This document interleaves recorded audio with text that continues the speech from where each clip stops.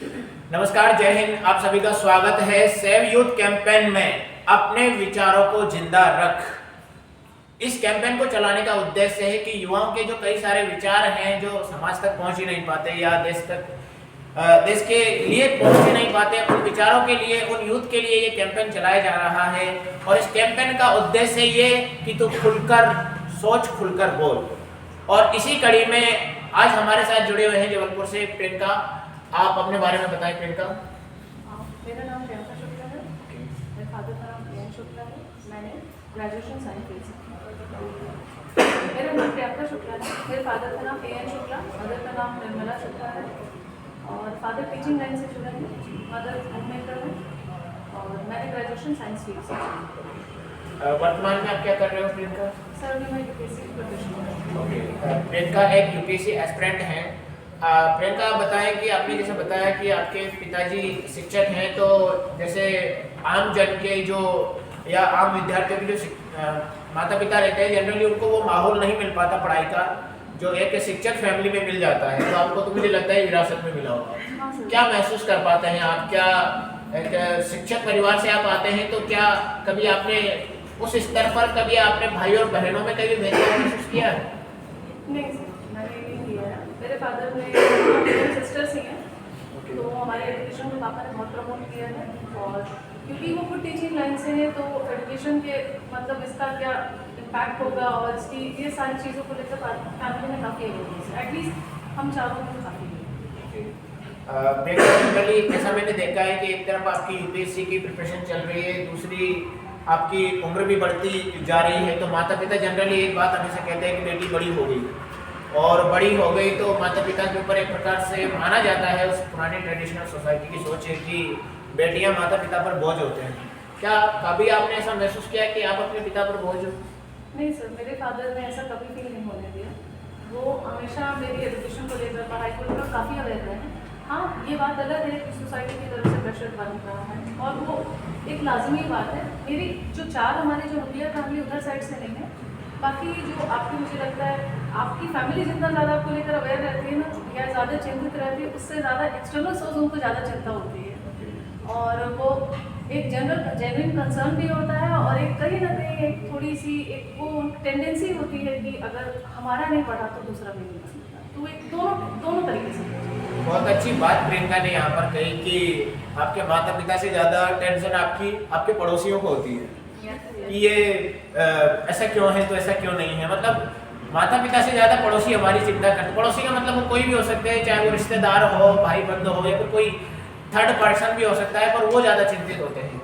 Education की बात करें तो प्रियंका, क्या आप और भी हट करके सोचते हैं कि आप यूपीएससी के फील्ड में जाना चाहते हैं, या पहले भी कोई आपका कोई सपना रहा हो जो आप अचीव ना कर पाई हो, या फिर करने का प्रयास किया हो? सर मैंने अपना ग्रेजुएशन साइंस फील्ड से किया, तो मैं अपनी हायर एजुकेशन के लिए मैंने एंट्रेंस एग्जाम दिए अलग अलग यूनिवर्सिटीज़ के लिए। तो मैं पीजी जो एक अच्छी रेप्यूटेड यूनिवर्सिटी से करना चाहती हूँ, तो उसके लिए मैंने दिया। तो कुछ जो यूनिवर्सिटीज़ में मैं एक में मैं 0.66 मार्क्स से रह गई, एक में सेम मार्क्स आए, बट वो क्राइटेरिया, बहुत सारे क्राइटेरिया होते हैं कि कई बार रहता है कि सेम मार्क्स में जिनका नेगेटिव्स कम रहता है वो बेसिस पे, तो सेम मार्क्स से भी रह गए हैं। एक दो मैंने कॉम्पिटेटिव एग्जाम दिए जिनमें मैं इंटरव्यू में रह गई, मतलब इसी ड्यूरेशन में। और एक जो दिया वो होकर के भी नहीं हुआ, वो तो सर आपको पता है। तो बहुत सारे अलग अलग रहे, बट कहीं ना कहीं होल सोल है, मुझे लगता है लाइफ का पानी जैसा होता है कि मुझे नहीं लगता कि यूपीएससी एक मेरी ज़िंदगी अभी मुझे चाहिए। इसका हो सकता है आज से 10 साल बाद मुझे ना लगे इतना कि मैं जैसा मुझे जितना अभी चाहिए, हो सकता है 10 साल बाद ना फील करूँ। अल्टीमेटली आप लाइफ में एक सक्सेस चाहते हैं और एक स्टेबल लाइफ चाहते हैं, कि मतलब आप अपने आप को एक पोजीशन पर देखना चाहते हैं, और यूपीएससी एक रास्ता है। इसका मतलब ये नहीं कि यूपीएससी के अलावा और कोई नहीं। तो मैंने बाकी सब भी दिए, और अब लेकिन राइट नाउ मैंने यूपीएससी।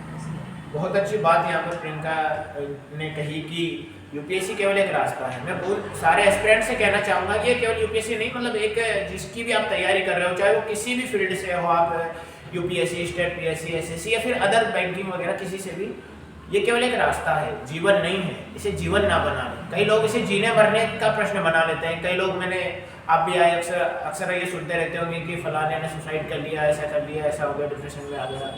ये घटनाएं निरंतर, ये केवल एक रास्ता है। बहुत अच्छी बात प्रियंका के द्वारा यहाँ पर कही गई। अच्छा प्रियंका, जब भी आपने बताया कि आपने अपने फेलियर का भी जिक्र किया, जब भी आपके साथ में फेलियर आई और एक तरफ उम्र का प्रेशर बढ़ता जाता है, जब एक निश्चित फेलियर आते हैं और दूसरी तरफ उस एक्सटर्नल फैक्टर का भी प्रेशर आपके ऊपर बढ़ता जाता है, ऐसे में कैसे मैनेज करते हो अपने आप को? एक तरफ फेलियर इंटरनली आप स्ट्रॉन्ग मतलब टूट से थोड़ा जाते हैं और दूसरी तरफ बाहर का प्रेशर कैसे मैनेज करते हैं? फेलियर डेफिनेटली होती है आपको, और जब आप ज़्यादा नंबर से चूकते हैं तो आपको लगता है कि हाँ मुझ में यहाँ कमी थी, तो आपको समझ में आता है कि मुझे अपनी स्ट्रैटेजी चेंज करनी है।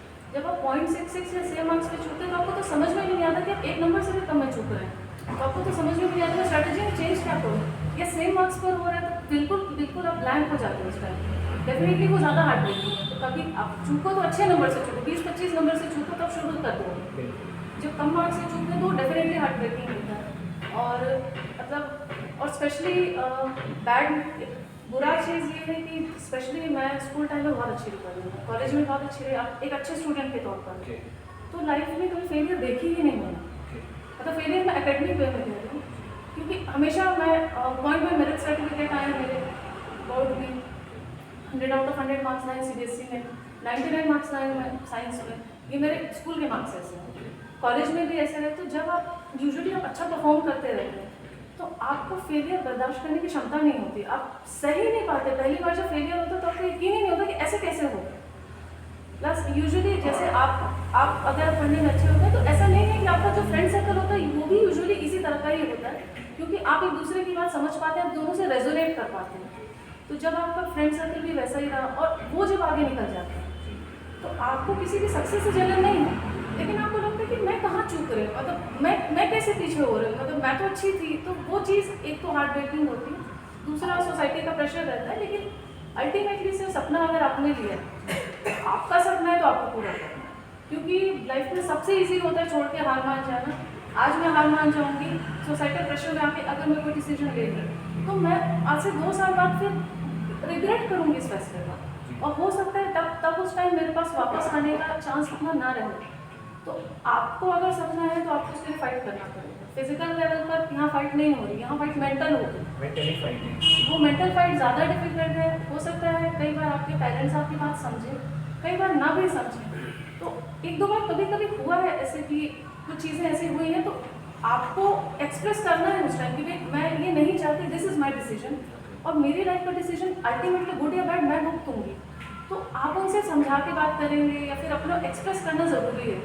हो सकता है वो पूरी बात ना समझें, लेकिन उन्हें अल्टीमेटली समझ में आ जाएगा कि she is not ready for this. तो आप ये डिसीजन सामने वाले पर ला नहीं सकते। तो ये चीज़ में मैं लकी हूँ कि अगर कैसे ऐसे सिचुएशन आए हुई है, जैसे फैमिली साइड से या फिर 1-2 साइड से आ भी गए हैं, तो उधर से हाँ हो गई, मैंने ना कर दिया, तो फिर पापा ने बोला कि अल्टीमेट फैसला इसका होगा। तो भाई अगर ना है तो फिर ना है, कि हम फोर्स नहीं कर सकते, क्योंकि आज हमने फोर्स कर दिया, 2 साल बाद अगर हम देखेंगे कि तुम दुखी हो, हताश हो, तो फिर हम पूरी लाइफ रिग्रेट करेंगे, ज़्यादा दुख होगा। हाँ, Definitely. सही बात। तो ये बात आपने अच्छी कही प्रियंका। मैं आपसे जानना चाहूँगा कि एज ए सोसाइटी का मेंबर आपने सोसाइटी के लिए कुछ ऐसा क्रिएटिव, ऐसा कोई काम जो सोसाइटी के लिए लाभदायक हो, ऐसा कुछ आपने किया हो, कोई ऐसा इनिशिएट लिया हो, कोई ऐसा आइडिया या फिर कुछ ऐसा किया हो उनके लिए? जैसे हम लोग कॉलेज में थे तो हम लोग का ग्रुप था, मतलब मैं जीजी और एक और उसका नाम SJ। तो हम लोग जब पढ़ते थे कॉलेज में, यूनिवर्सिटी एग्जाम होता था तो हम तीनों बेड पे पढ़ते थे। मैं और जीजी डिटेल में पढ़ते थे और SJ को हमेशा शॉर्ट में पढ़ना पसंद था। तो क्या एग्जाम में आएगा बस वो बता दूँ। तो हम लोग पढ़ना स्टार्ट करते थे एग्जाम टाइम में, तो 3 का ग्रुप बनता था और हम लोग रूम खोल के रखते थे। तो लास्ट तक आते आते होता था कि हमारे रूम में 36 लड़कियाँ आ जाती थी। लास्ट टाइम दिन किसी ने फोटो ली थी तो 36 गर्ल्स बैठी हुई थी। तो एक तो स्टार्ट हमने इस लेवल पर किया था कि मतलब जो एग्जाम टाइम में तो मैं पढ़ रही हूँ, अगर मुझे पता है तो आप लोग, मैं बुलाऊंगी नहीं आपको, लेकिन हम मैसेज कर देते ग्रुप में कि ये टॉपिक स्टार्ट होने वाला है। तो जिसको कोई टॉपिक पढ़ना हो, जिसको को पूरा पढ़ना हो, तो वो सब आ जाते थे। एक माहौल आपने क्रिएट हाँ, किया। वो एक तरीके से आ जाते थे। और हमारी साइड से एक बार कॉलेज साइड से गए थे, पास में एक आश्रम था, जो अनाथ आश्रम था, तो सब बच्चे हम लोग हर मंथ हम लोग डोनेट करते थे। बहुत शानदार बात है। उनके लिए भी सोचा आपने, उस शेड्यूल में से समय निकाल करके हमें उनके लिए भी, सोसाइटी का एक जो वीकर सेक्शन माना जाता है, अनाथ बच्चे जो भी रहते हैं, तो उनके लिए आप लोगों ने, एक यूथ ने ग्रुप बना करके ऐसा प्रयास किया, बहुत सराहनीय पहल है। और बताएं मतलब ऐसा रहता था कि जैसे कई बार ठंडी रहती थी तो उनके लिए हम लोग के पास कई एक्स्ट्रा कपड़े रहते थे, हम लोग पहनते नहीं हैं या कुछ ऐसे, तो हम लोग वो दे देते थे। या मतलब ऐसा रहता था कि अपने हिसाब से तो लगभग पर मंथ हमारा 10,000 के आसपास कलेक्ट हो जाता था। बहुत शानदार। तो मतलब कभी ज़्यादा कभी कम, तो 10,000 के आसपास उन्हें जाता था। हम उनके संचालक को दे देते थे, तो बच्चों की एजुकेशन के लिए वो देते थे, और कभी उनको बुक्स की ज़रूरत है तो उधर से हेल्प करते थे। हम लोग उन्हें लाइब्रेरी की मेंबरशिप दिलाने में, कि अगर वो पढ़ना चाहते हैं तो लाइब्रेरी की मेंबरशिप दिलाने में हमने उनसे बात करी थी, तो उसमें हेल्प करी थी हमने। और कुछ बच्चों को हम लोग मतलब मंथली ही, या कुछ बच्चे जो पढ़ाना चाहते हैं तो हर बार नहीं, एक दो बार मैं भी गई हूँ। कुछ सब्जेक्ट जैसे बोलते थे कि तुम्हारी मैथ्स अच्छी है, तो एक जैसे उन लोग को एग्ज़ाम होता है यूनिवर्सिटी मार्च के आसपास एग्ज़ाम होता है, तो एक दो बार जा करके मैथ्स के हम लोग ने डाउट्स भी क्लियर करे हैं। तो मतलब मैं तो एक दो बार गई हूँ, बाकी बहुत सारे बच्चे हैं जिन्होंने मतलब फेब और मार्च पढ़ाया है। मतलब इस लेवल पे भी जाकर के आपने उनके लिए काम किया, ये बहुत एक सराहनीय पहल है। मैं इस मंच के माध्यम से उन सभी लोगों को, चाहे वो यूथ हैं या फिर उनके माता पिता हैं, अगर आपके पास कोई सरप्लस है, चाहे वो कोई वस्तु हो, ज्ञान हो या फिर कोई धन हो, अगर आपके पास सरप्लस है, अधिशेष है, बचा हुआ है, तो आप सोसाइटी के उन वीकर सेक्शन के लिए भी सोचें, चाहे वो दिव्यांग हो, चाहे वह अनाथ हो, बुजुर्ग हो, या फिर अन्य जो निराश्रित हैं, उनके लिए भी आप अपने स्तर पर प्रयास कर सकते हैं। जैसा कि प्रियंका और उनके फ्रेंड सर्किल ने मिलकर के ऐसा इनिशिएट लिया है उनके लिए, तो आप भी ऐसा कर सकते हैं। हो सकता है हमारी एक छोटी सी पहल कई लोगों के लिए एक जीवन का एक सहारा बन जाए, कई लोगों के लिए एक बेहतरीन जीवन प्रदान कर दे। तो ऐसा प्रयास आप लोग भी करें। प्रियंका, इसमें एक power of thoughts, power of thoughts में कि आपके अंदर कोई ऐसा विचार इनिशिएट किया सोसाइटी में कि ये मैं जब अगर कोई पोस्ट होल्ड करूंगी, जैसे आप यूपीएससी ने कहा, तो हो सकता है आगे जाकर के आप एज ए डीएम किसी डिस्ट्रिक्ट को हेड कर रहे हो, उस ऐसी परिस्थिति में आप ऐसा कौन सा थॉट है आपका कि जिसको आप इम्प्लीमेंट करना चाहेंगे या सोसाइटी में चेंजेस लाने के लिए आप उसको लागू करेंगे? थॉट बहुत सारे मल्टीपल लेवल पर चाहिए। प्रायोरिटी किसको देंगे आप इसमें? सर प्रायोरिटी मेरी रहेगी एजुकेशन को, ओके, और सेकंड रहेगा हेल्थ सेक्टर। ओके। एजुकेशन में किस अनुसार आप उनमें मतलब कि कोई नया तरीका आपने सोचा कि इस तरीके से मैं अगर मैं जाऊंगी तो कुछ नया, ताकि एजुकेशन और मैं बेहतर कर सकूँ? सर मतलब मोर एंड मोर मैं चाहती हूँ इंटरैक्टिव क्लास हो। जैसे यूजुअली जब हम ट्रेडिशनल स्कूल में क्लासेस लेते आते हैं तो वहाँ इंटरेक्शन नहीं रहता। जैसे अगर टीचर, या ये सेम चीज़ कॉलेजेस में भी होती है, मतलब लेक्चरर्स आते हैं अपना क्लास लेके ख़त्म कर देते हैं। मैं मतलब ब्लेम नहीं कर रही, बट डेफिनेटली ज़्यादा इंटरैक्टिव क्लासेस की ज़रूरत है, क्योंकि सिलेबस अब डाइवर्स होता जा रहा है, बढ़ता जा रहा है। वही ट्रेडिशनल जो पढ़ा चीज़ें नहीं काम आ रही हैं, पहली बात ये। दूसरी बात, मोर ज़्यादा हम एक्सप्रेस कर पाएंगे। स्कूल में रहते हैं तो हमारे पास पेरेंट्स रहते हैं, हमारे पास फ्रेंड सर्कल रहता है, तो अगर हम डिप्रेस हो रहे हैं या कोई चीज़ हो रहा है तो आपके पास एक सपोर्ट ग्रुप रहता है, आप कहीं ना कहीं शेयर कर सकते हैं। कॉलेज में ये चीज़ हम लैग कर जाते हैं। आपके पास फैकल्टी से भी आपको बहुत कम ही फैकल्टीज होंगी जिनसे आपका अच्छा इंटरेक्शन रहेगा, तो वो चीज़ थोड़ा इंटरेक्टिव बनाना। और हमारे स्कूल में क्लब था, जर्नलिज्म क्लब, अलग अलग क्लब थे, तो उस तरीके से बच्चों की जो क्रिएटिविटी, कहीं ना कहीं हम एक लगातार गोल की तरफ जब बढ़ते जाते हैं ना, तो हम बहुत एकदम ड्रेन आउट फील करते हैं। हमें लगता है कि सब कुछ निकल गया, मतलब पूरा ब्रेन पूरा खत्म हो गया। तो वो एक वीकली बेसिस पे या फिर 15 दिन के बेसिस पे ये छोटे बहुत सेमिनार होते हैं जिसमें आप अपने आप को एक्सप्रेस कर सकें, गुड बैड अगली कुछ भी आप अपने आप को एक्सप्रेस कीजिए, हो सकता है। तो मुझे लगता है वो ज़्यादा सही। बहुत बढ़िया प्रियंका, ये एक इनिशिएट आप लेंगे और हमारी शुभकामनाएं कि आप आगे जाकर के ऐसा लागू करें, एज ए डीएम आप लागू करें, ये हमारी अग्रिम शुभकामनाएं आपके लिए है।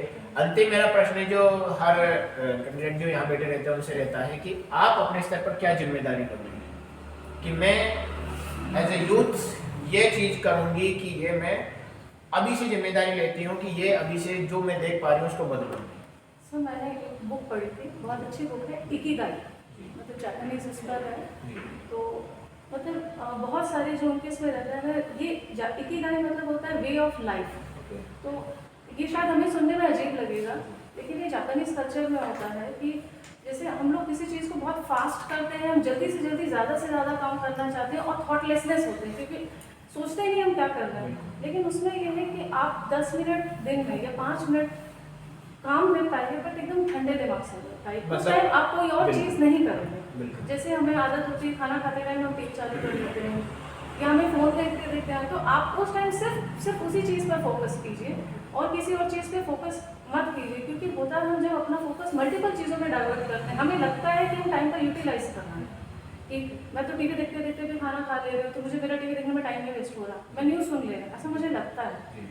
लेकिन वो सिर्फ सुन रहे हैं, वो बहुत टाइम तक आपके ब्रेन में रिटेन नहीं करते, इससे हमारी जो एफिशिएंसी है, रिटेनिंग कैपेसिटी कम हो रही है, क्योंकि हम अपनी सारी एनर्जी को जब डाइवर्स करते जा रहे हैं। एक ये मैंने पढ़ा था, उसी में कहा कि जो जापानीज कल्चर में रहता है कि उनके इसमें जो लोग क्या बोलते हैं टॉयलेट, वो लोग उनके इसमें रहता है कि वो लोग क्लीन करते हैं हमेशा, वो टिश्यू पेपर से क्लीन करते हैं, और ये उनका कल्चर है, चाहे वो क्लीनेस्ट भी हो उसे टिश्यू पेपर से लेके क्लीन कर रहे हैं।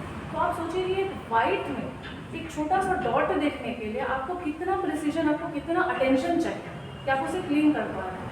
तो इतना अटेंशन तभी होगा जब हम अपनी अटेंशन को बहुत ज़्यादा चीज़ों में डाइवर्ट करना बंद करेंगे। तो वो मैं बुक पढ़ी, मुझे बहुत अच्छी लगी, और बहुत सारी बुक्स पढ़ी, सीक्रेट पढ़ी, मुझे पढ़ना पसंद है, बट वो बुक मुझे अच्छी लगी। तो वही चीज़ें मैं अपनी लाइफ में इम्प्लीमेंट करूँगी, और दूसरों को भी ये सलाह दूँगी कि हम एट अ टाइम बहुत सारी चीज़ें करना चाहते हैं, लेकिन उस मोमेंट में हम नहीं रह पाते। उसका ये कि आप अपनी जर्नी एंजॉय करो, कि सक्सेस मंजिल नहीं है, सक्सेस एक जर्नी है। हम मंजिल की तरफ जाते हैं तो हम उसे डेस्टिनेशन देखते हैं कि मैं वहाँ पहुँच जाऊँ तो खत्म हो जाए, वो एक जर्नी है, उसमें बहुत कुछ होगा, उठापटक होगी, अच्छा होगा, बुरा होगा। कभी कभी आपको लगेगा you will feel on the top of the world, लगेगा कि आज के दिन तो बहुत अच्छा है, कभी कभी लगेगा कि दिन खत्म क्यों नहीं हो रहा है, वो सब कुछ आने वाला है, लगेगा कि नेक्स्ट डे बस नेक्स्ट डे उससे भी बुरा हो जाता है।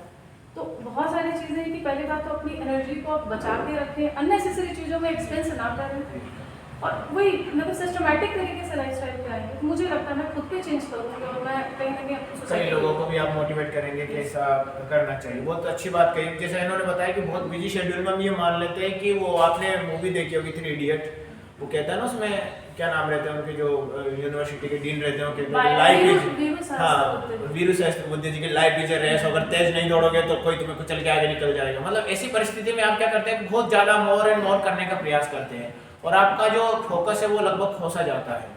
तो मुझे परीक्षित सर की एक बात बड़ी याद आती है कि वर्तमान में जियो।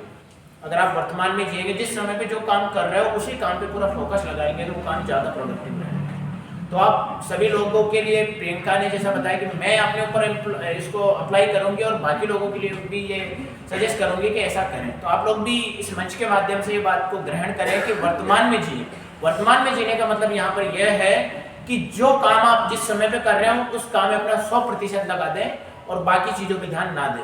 आपने विवेकानंद जी की एक बात भी सुनी होगी, वो कहते हैं कि एक विचार लो, और उस विचार को अपने तन मन धन, अपने रगों में, अपने सब कुछ में बसा लो, और बाकी विचारों को किनारे रख दो उस समय के लिए, जब तक कि आप उस पर काम कर रहे हो। तो बहुत अच्छा लगा प्रियंका आपसे मिलकर के। उम्मीद है आप अपने सपनों को जरूर प्राप्त करेंगी, उनको पूरा करेंगी। बहुत बहुत धन्यवाद आपका आने के लिए।